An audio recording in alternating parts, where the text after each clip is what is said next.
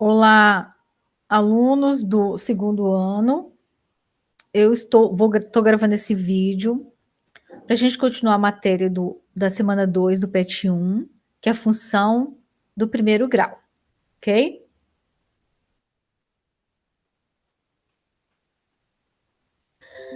Antes de começar, propriamente dito, na função do primeiro grau, a gente vai relembrar alguns pontos que são importantes para o estudo da função do primeiro grau, que é, primeira coisa, é o plano cartesiano. A gente sabe que o plano cartesiano são duas retas perpendiculares, né? Que uma vertical e uma horizontal. A horizontal, que é o eixo X, né? A gente chama também de abscissa. E o eixo, a reta horizontal, vertical, que a gente chama de ordenada, que é o eixo das coordenadas y, ok? Como é que a gente localiza um ponto?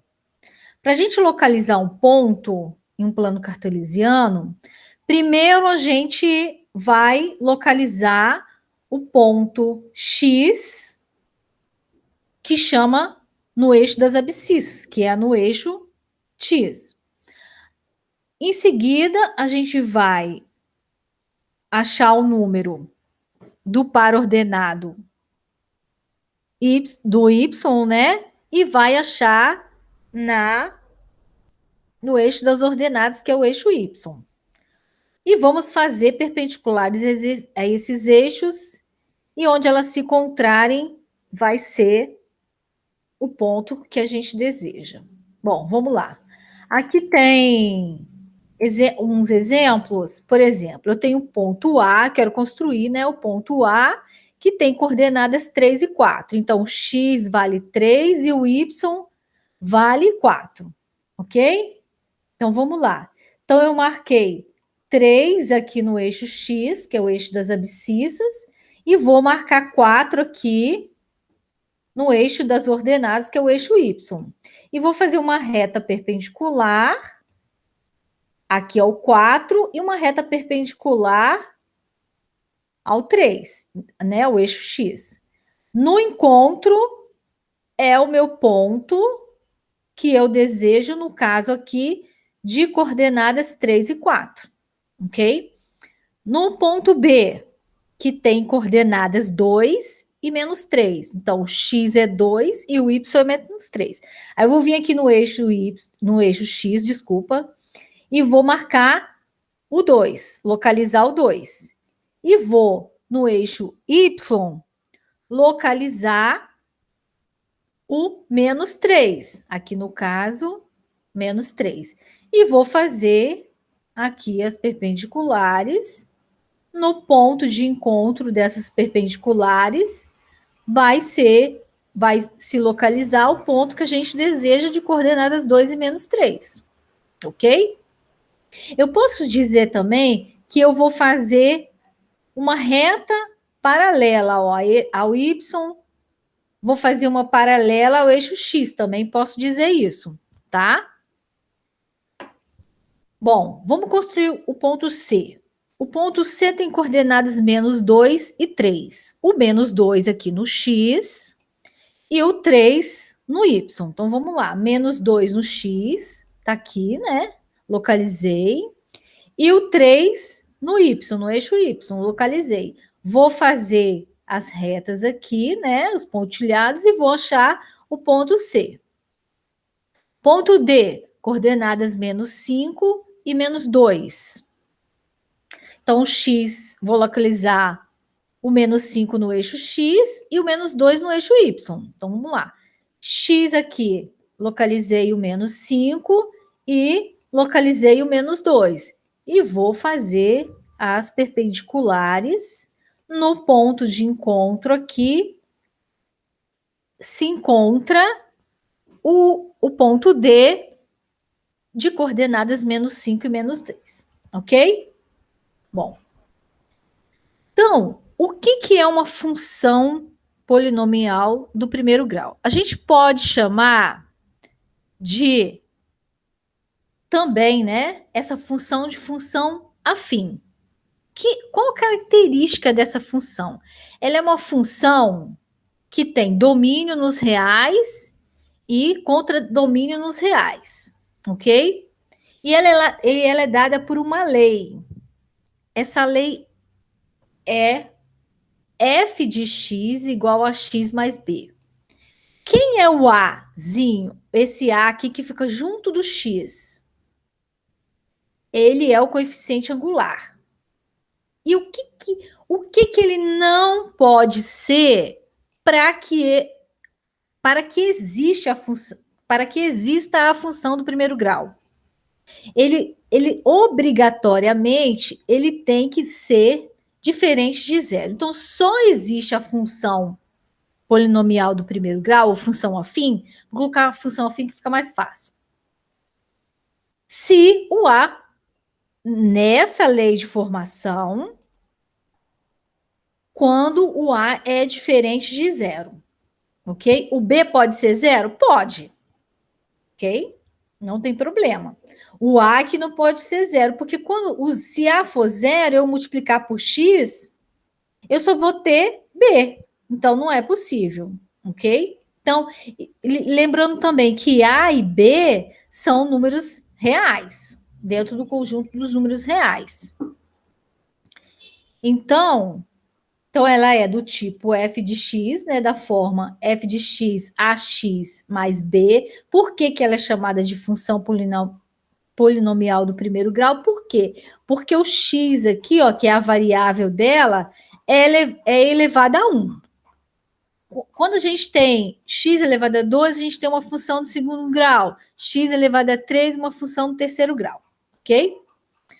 Tem alguns exemplos aqui de funções do primeiro grau. Por exemplo, f de x igual a 2x mais 3, onde a é igual a 2 e b igual a 3. Okay? Então, esse que está junto aqui do x, a gente chama de a. Esse que está termo independente, que está sozinho aqui, a gente chama de b. Ok? Outro exemplo aqui, g de x é igual a x. Só. O que acontece nessa função quando não só aparece o x, ou 2x, ou 3x, não aparece o termo independente, que é esse b aqui? Quer dizer o quê? Que essa função, ela é o x mais o zero. Então, o b existe, só que ele é igual a zero, então a gente não coloca, ok? Então, nessa função g de x igual a x, o a é igual a 1, né? Porque também quando não aparece a gente sabe que é o 1. E o b é igual a zero porque ele não aparece, ok? Aqui podia ser 2x, menos 3x, ok? Não importa. H de x é igual a menos x menos 3.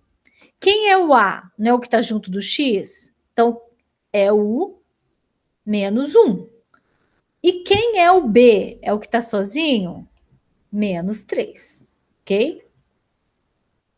Bom, como é que a gente chama o A e como é que chama o B numa função do primeiro grau? O A gente chama de coeficiente angular e o B a gente chama de coeficiente linear, porque na verdade o A e B eles são os coeficientes da função, ok? E o A é o coeficiente angular e o B a gente chama de coeficiente linear, ok? Como está descrito aqui, ó. O A, o vermelhinho que está junto do X, é o coeficiente angular, e o B de azulzinho aqui, coeficiente linear. Por que a gente, antes de qualquer coisa, a gente precisa saber o nome de cada termo, ok? Para quando a gente for, por exemplo, fazer uma prova, aí está escrito lá, ou em algum momento da questão, está escrito assim, o coeficiente angular da função é tanto. Aí, quando a gente fala assim, quando tiver escrito lá coeficiente angular, ele não vai dizer que é o A, né? Vai dizer assim, ou coeficiente de x, vai falar coeficiente angular. Aí você sabe, coeficiente angular é aquele númerozinho que fica junto do x. Aí, coeficiente linear e tal. Aí, coeficiente linear é aquele que vale B, que é aquele que é o termo independente, ou o termo constante, ok? Então, por isso que é importante a gente saber essas nomenclaturas, né? E por isso que a gente às vezes passa uns exercícios mais bobinhos, só para você identificar o nome, para vocês gravarem na cabeça, tá? Bom, o que é, ou como que se acha, como que se calcula o zero ou raiz da função? A raiz ou zero da função é o ponto que está sobre o eixo X, ok? É a coordenada da abscissa que está sobre, obviamente, o eixo X, ok? O que caracteriza essa raiz ou zero da função? O y, o b, desculpa, ser não. O y ser igual a zero, ok? Como é que eu vou calcular essa raiz ou zero dessa função? O f de x, a gente pode dizer que o f de x é a mesma coisa de y, ok? Então, no lugar do f de x, eu vou colocar o zero. Por quê?